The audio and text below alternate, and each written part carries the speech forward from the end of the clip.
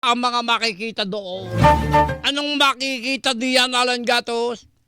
Ay, marami kung makikita lang ang gusto mo, Karen dahil nga sa maraming pwedeng mabili rito. Gaya na lamang siguro, bigyan kita ng example, itong bouquet na gulay, kung sa tingin mo ay nangihinayang ka sa bulaklak at hindi naman makakain, at least yung bouquet na gulay, pagdating sa bahay, pwedeng gulayin at pwedeng Yan, ulamin, di tama ba? yan. Tama ka riyan, tama ka. Kaya naman sabi Mhm. ko sa iyo, kung anong makikita, kasi Mm. wala naman akong pambili, di titingnan ko lang. Ano ko ba?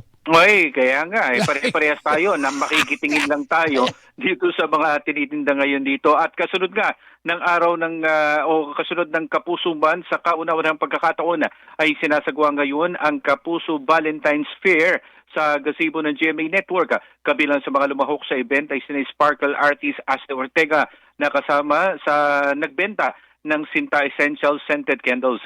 Nagkaroon din kanina ng performances sa ilang mga empleyado ng GMA at maulit to mamayang alas 5 ng hapon. Kabilang sa mga mabibili, kaya na binabanggit ko, ay yung bouquet ng gulay, maging ng bulaklak, pabango, tsokolate, libro at pagkain. 12 vendors ang kalahok sa aktibidad para sa Kapuso Network.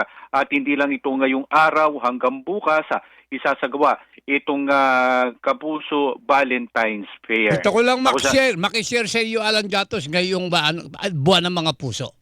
mm, mm, mm, mm, Ako mm. meron kasing meron akong binitiwang parang paalala lang. Paalala, sige. Pagkain Sige. pangkaisipan. Pangkaisipan. Ayan, Sige. okay? Ayan, para ma-share mo rin nga, Yeah, Karen. oo. Sige nga. Oo. Ang tunay na pagmamahal, walang itinakdang araw at buwan. Dapat araw-araw habang buhay.